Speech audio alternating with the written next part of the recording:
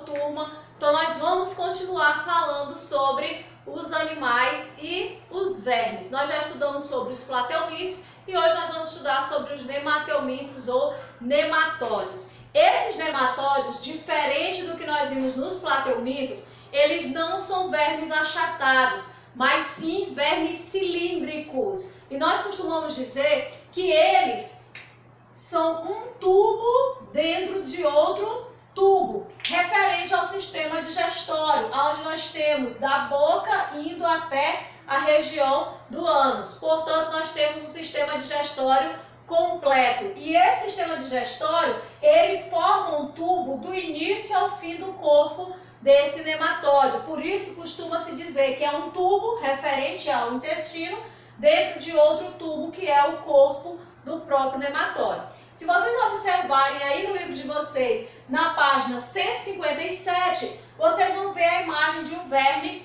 nematóide aí presente, né, de um Ascaris lumbricoides, aonde a característica principal desse filo é justamente ter as extremidades afiladas e o corpo um pouco mais alargado.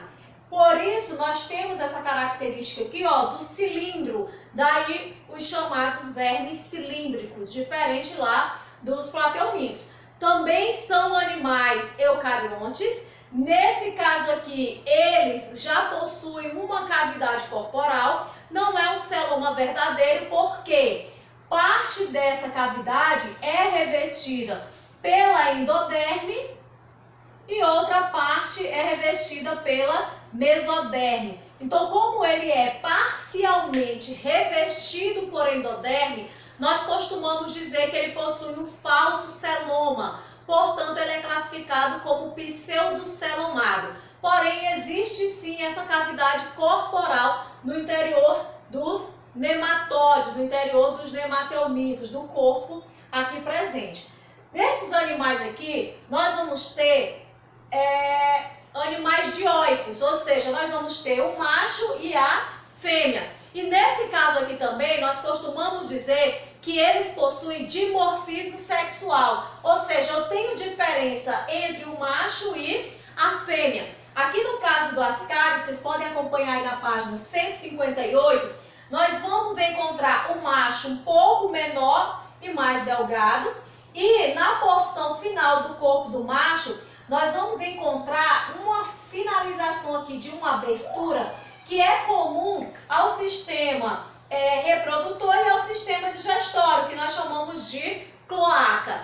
No final dessa cloaca, nós vamos encontrar duas estruturas como se fossem espinhos, que são chamados de espículas. São as espículas penianas. Elas vão se acoplar ao poro genital da fêmea, a vagina da fêmea, para garantir que os espermatozoides sejam depositados. Porque aqui nos nematóides nós temos uma coisa interessante. Os espermatozoides, eles não são flagelados. Então eles se locomovem por movimentos ameboides e não nadam como os espermatozoides flagelados. Já as fêmeas, se vocês observarem, elas têm um corpo bem maior que o macho. Na região aqui de uma das extremidades, nós vamos encontrar a presença da boca e também a presença do poro excretor. Esse poro excretor aqui, ele faz parte do sistema excretor desses vermes. Esse sistema excretor, ele é formado por duas células alongadas com uma ligação entre elas bem no meio, que a gente chama de células H. E esse tubo aqui longo percorre todo o corpo do animal. Se você observar, ele está inserido aqui dentro dessa cavidade do pseudoceloma. Então ele absorve o que é de excreta e vai eliminar por esse poro excretor, através do que nós chamamos de renete. O renete é que compõe o sistema excretor desses nematóides, que são esses tubos, essas células alongadas ao longo de todo o corpo do nematóide. Continuando na organização corporal, que vocês podem acompanhar no livro de vocês, nós vamos encontrar o quê? Tanto na parte dorsal das costas, quanto na parte ventral aqui da frente, na barriga, digamos assim, nós vamos encontrar também cordões nervosos percorrendo todo o corpo do animal, tanto na região dorsal região ventral. Ligado a esse sistema nervoso, eu vou encontrar também uma musculatura longitudinal, por esse corpo também do animal, na região dorsal e na região ventral. Essa musculatura aqui, ela dá uma certa mobilidade a esse animal, mesmo que limitada. Outra coisa que nós devemos observar é a presença de uma cutícula. Esse verme aqui, além da epiderme, ele tem revestido a epiderme a presença de uma cutícula, que é justamente para tornar ele mais resistente à própria destruição desse verme dentro do corpo do hospedeiro. Por exemplo, o Ascaris lumbricoides, dentro do corpo do ser humano. Então, ele vai ficar protegido por essa cutícula do ataque tanto dos glóbulos brancos quanto do próprio ácido gástrico presente no estômago, que a gente vai estudar um pouquinho aqui sobre o ciclo dele. Além disso, eu vou ter aqui no interior a presença do intestino, cordão alongado por todo o corpo. Olha, eu tenho a região da boca, o alimento entra pela boca, passa pela faringe, segue pelo intestino e termina então com a eliminação a partir do ânus. Eu vou encontrar o útero, eu vou encontrar aqui a presença, aqui ó, se vocês observarem nessa região nós temos a vagina da fêmea, o útero, tem que ser da fêmea, né? O útero e os ovários, aonde são produzidos os gametas femininos. Aqui eu tenho a cavidade corporal interna, que é o pseudoceloma. Então, essa é a estrutura básica de organização corporal de um nematóide. O que é que nos interessa quando nós estudamos principalmente essas classes de vermes? As doenças que eles podem provocar ao ser humano. Que doenças são essas? Nós vamos encontrar a principal causada pelo Ascaris lumbricoides, que é chamada de ascaridíase. Vocês podem acompanhar aí no livro de vocês o ciclo de vida desse verme. Nesse ciclo de vida aqui, vou deixar também o vídeo para vocês e nós vamos observar como ocorre a contaminação a partir desse verme. Sempre da mesma forma que a gente já conversou lá nas aulas online, Principalmente o quê? Por falta de condições sanitárias, falta de higiene pessoal também. Uma pessoa, quando ela está contaminada, se vocês observarem aí na literatura de vocês, uma fêmea, ela põe cerca de 200 mil ovos. Então, esses ovos, eles são eliminados aonde? Nas fezes. Porque esse Ascaris aqui, ele fica preso lá na parede do seu intestino, lá na parede intestinal. E a fêmea põe esses ovos no próprio intestino e eles são eliminados juntamente com as fezes. Quando o indivíduo defeca no local inapropriado, aquelas fezes, elas podem acarretar ou serem levadas por águas da chuva e tudo mais e contaminar águas. Quando essa água se torna contaminada, eu vou ter a presença desses ovos lá no que nós vamos consumir. Então, nós podemos consumir uma água contaminada, um alimento que seja higienizado com essa água que está contaminada, vai ficar contaminado também. Então, quando eu vou beber aquela água contaminada ou ingerir aquele alimento contaminado, eu vou estar ingerindo junto ovos desse Ascaris. E aí, o que acontece? Uma coisa interessante se vocês observarem aí no ciclo de vida. Quando você ingere esse ovo, dentro desse ovo aqui, eu vou ter então essa pequena larva. A larva, ela segue para o intestino, porém a larva é minúscula e ela não fica aqui no intestino logo de imediato, a partir de ser o seu destino final. O que acontece? Ela penetra os vasos sanguíneos da parede do intestino e pela circulação sanguínea ela vai cair aonde? Lá nos pulmões. Lá nos pulmões, ela perfura os alvéolos pulmonares e aí eles vão ser jogados para faringe. A pessoa, ao tossir, ela acaba empurrando esse verme para a faringe e vai fazer o quê? Vai engolir novamente esse verme. Quando ela engole esse verme, ele vai novamente para o intestino. Aí aqui sim, esse verme vai terminar de crescer e se desenvolver. Então observem bem o caminho percorrido por esse Ascaris, que é semelhante também no caso do amarelão. aonde no ascaris, na ascaridíase, eu vou ingerir os ovos através da água e do alimento contaminado.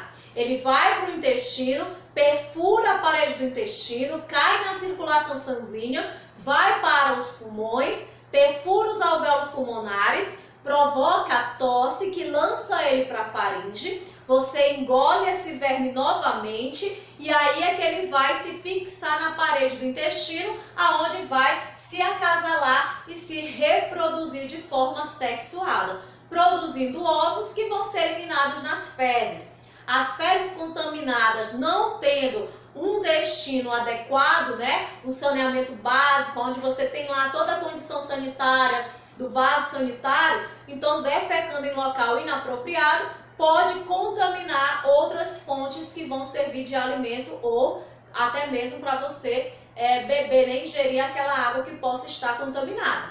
Já no caso do amarelão, aonde eu tenho ali o verme sendo colocado no solo, ou seja, aquele solo que vai estar contaminado por aquelas fezes. Foi eliminado também os ovos nas fezes, o indivíduo ao defecar em local inapropriado acaba contaminando o solo. Nesse caso, não é por ingestão. A larva fica ativa no solo e aí ela penetra ativamente pela pele. Por isso, cuidado de não andar descalços, principalmente nessas regiões em que possa haver um solo contaminado. Porque ela entra ativamente pela pele e aí ela inicia o ciclo que a gente começou a ver aqui na ascaridíase. Vai para os pulmões, perfura o alvéolo, tosse, engole e aí ele vai se instalar na parede do intestino. No caso do amarelão, nós temos uma incidência ainda mais grave. Ele perfura a parede do intestino e provoca hemorragias, provoca ulcerações. Essa hemorragia, ela vai provocar também uma anemia no seu hospedeiro, deixando principalmente a região da face com essa coloração mais de icterícia, mais amarelada. Por isso o nome amarelão, né, que a gente observa na literatura lá do Jeca Tatu. Nós temos outra doença também grave, que é a filariose. Na filariose, o que acontece? A filária, ela vai se instalar não no intestino, mas dentro dos vasos linfáticos. Quando ela se instala dentro dos vasos linfáticos, ela começa então a se reproduzir. Porém, ela provoca o entupimento desses vasos e provoca uma retenção de líquido nesse local. Quando a pessoa está contaminada por essa filária, pela filariose, o que acontece? Ela vai provocar inicialmente inchaço, né, dos gânglios, dos linfonodos, que a gente conhece por íngua. Então ela provoca esse inchaço justamente por essa retenção de líquidos. E aí a filária, ela está tão adaptada à vida parasitária que durante o dia ela fica mais restrita aos vasos linfáticos mais internos do corpo.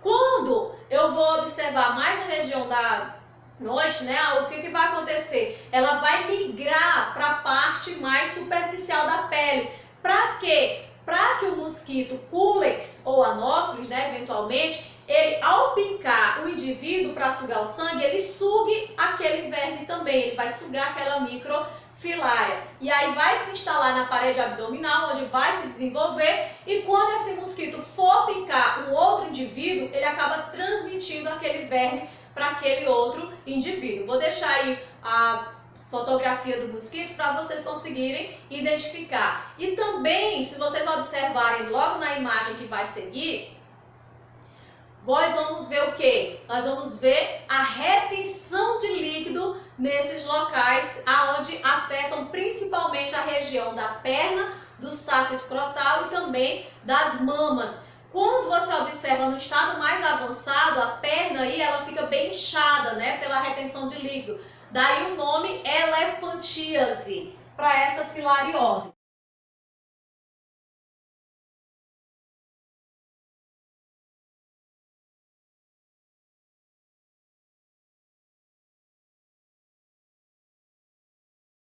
Também a oxirose ou enterobiose, causada pelo enteróbios vermiculares. O que acontece? Também são vermes bem pequenininhos, nesse caso aqui, e a característica principal deles é que durante a noite eles migram para a região anal para se reproduzir, provocando um prurido anal, provocando uma coceira anal. E o indivíduo, ao coçar, ele pode se recontaminar, se levar aquela mão contaminada à boca novamente. Por isso, relembrando sempre, reforçando sempre, a boa higiene, os cuidados com a higiene pessoal é a melhor forma de se prevenir contra a infecção desses vermes nematóides.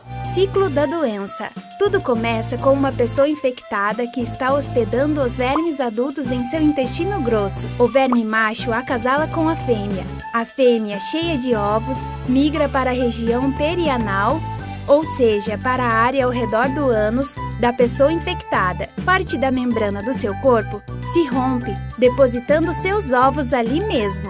Alguns ovos permanecem na região perianal e outros caem no ambiente. As pessoas infectadas costumam sentir bastante coceira na área ao redor do ânus. E é aí que vem o problema. Muitas delas se coçam e acabam levando a mão à boca logo em seguida, sem perceber. Dessa forma, ocorre a infecção direta.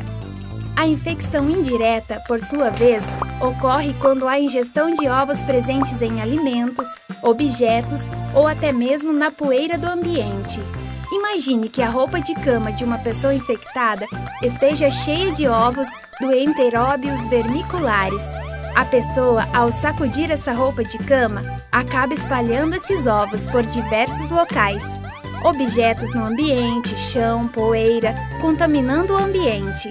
Ao sacudir a roupa de cama, é possível até acabar ingerindo os ovos sem perceber, ocasionando assim a infecção indireta. Quando engolidos, os ovos contendo as larvas na forma infectante passam pelo esôfago da pessoa, estômago, até se instalarem no intestino delgado. No intestino delgado, os ovos se rompem, liberando as larvas. As larvas passam pelo intestino delgado e vão se desenvolvendo, atingindo o intestino grosso quando chegam à fase adulta. Na fase adulta, o verme macho acasala com a fêmea. Depois disso, o macho morre e é eliminado junto às fezes da pessoa infectada. A fêmea, cheia de ovos, migra para a região perianal da pessoa, depositando seus ovos, reiniciando o ciclo. A enterobiose não é uma doença grave que ocasiona grandes complicações. Muitas vezes, a pessoa infectada não apresenta sintomas. É comum pessoas terem enterobiose e se curarem sem saber que estavam doentes.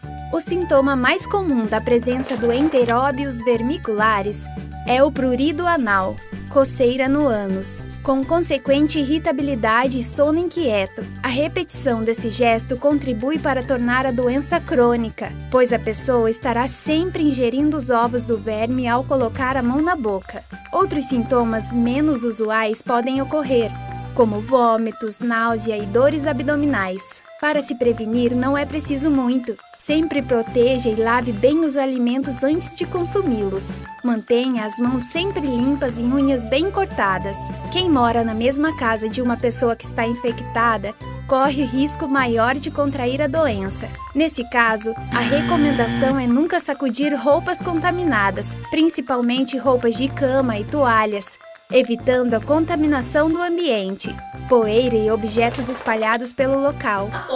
Apesar de eu ter nematóides também de vida livre, não somente de vida parasitária. Nós temos nematóides de vida livre, que não são parasitas, habitando também ambientes de água doce, de ambientes marinhos e até regiões úmidas. Então, nesse caso aqui, nós vamos ver que os nematóides, eles já são triblásticos, possuem um pseudoceloma, têm uma organização corporal um pouco mais complexa que os plateumintos. E eu tenho aqui também dimorfismo sexual, onde eu tenho macho menor com as espículas penianas. Lembram para quê? Para garantir que todos os espermatozoides sejam depositados na fêmea. E as principais que são as doenças. Vamos relembrar aí as doenças. A ascaridíase, que é a ascarilumbricoides, a lombriga, como a gente conhece popularmente, né? A lombriga que fica instalada aí no intestino. Quando a infestação é muito grande e os vermífugos não conseguem destruir todas aquelas lombrigas ali presentes, é necessária a remoção cirúrgica, como vocês vão ver a seguir. So Not here, good. here before us, Askari Zumbrikoides. Wow. The largest station Dr. Nyashira has ever seen. In Southern Sahara. She will never eat spaghetti ever again. My. Dr. Ndeki Spaghetti. Calm. Wow. But Dr. Nyashira is about to vomit. Wow. Dr. Maina, you really missed out. What is this? My. Kamamia, the videographer.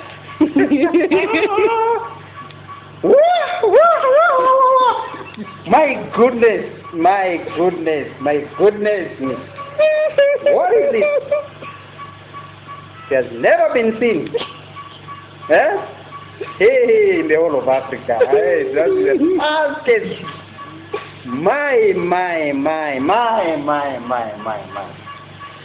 Why is this spaghetti?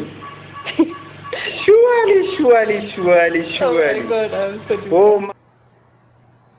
Na filariose, o que é que nós temos? Na filariose, nós temos a conhecida elefantíase, aonde é transmitida pelo mosquito Culex, que provoca a retenção de líquido pelo entupimento desses vasos linfáticos, provocando o aumento daquele membro. Podemos tratar sim essa filariose, porém um tratamento um pouco mais duradouro, um pouco mais demorado e também tem que, como é que a gente pode falar? Tem as condições clínicas já mais avançadas, né? Que envolve aí a retenção desse líquido, que tem que realizar a drenagem linfática e até mesmo a pele em excesso pelo inchaço que é provocado. O amarelão lá do Jeca Tatu, que o que acontece? Você anda descalço, a larva penetra lá na sua pele e acaba infectando o indivíduo. A oxurose, quando eu tenho prurido anal, aonde esses enteróbios eles migram para a região do ânus para se reproduzir. E tem-se também aquela que a gente conhece como larva migras, bicho geográfico ou verme de cachorro. Na verdade, o hospedeiro definitivo desse verme é o cão, é o gato, e aí ele vive no intestino deles. Quando eles defecam, né, na areia, em locais mais ali públicos, o que acontece? Acaba contaminando aquela areia. A gente verifica muito em regiões de praia ou de parques, onde tem aqueles bancos de areia. O indivíduo, ao andar naquele local também descalço ou brincar, por isso mais crianças, ao sentar, aquela verme ela pode entrar ativamente pela pele. Como nós não somos o hospedeiro definitivo, ele não migra para a região do intestino. Então aquela larva ela vai ficar percorrendo aqui, ó, a pele. E aí por onde essa larva percorre, lá na região dos pés, das nádegas, das mãos, por onde ela percorre, ela vai ocasionando a necrose da pele e vai ficando aquele rastro por onde o verme passou. Por isso o nome bicho geográfico, vai fazendo mapas na região da pele daquele indivíduo. Mas todas essas doenças existem vermífugos, existem medicamentos tanto tópicos quanto também para serem ingeridos. Então aqui nós falamos sobre os dermatóides. Qualquer dúvida é só anotar que na próxima aula a gente vai esclarecer essas dúvidas aí com vocês.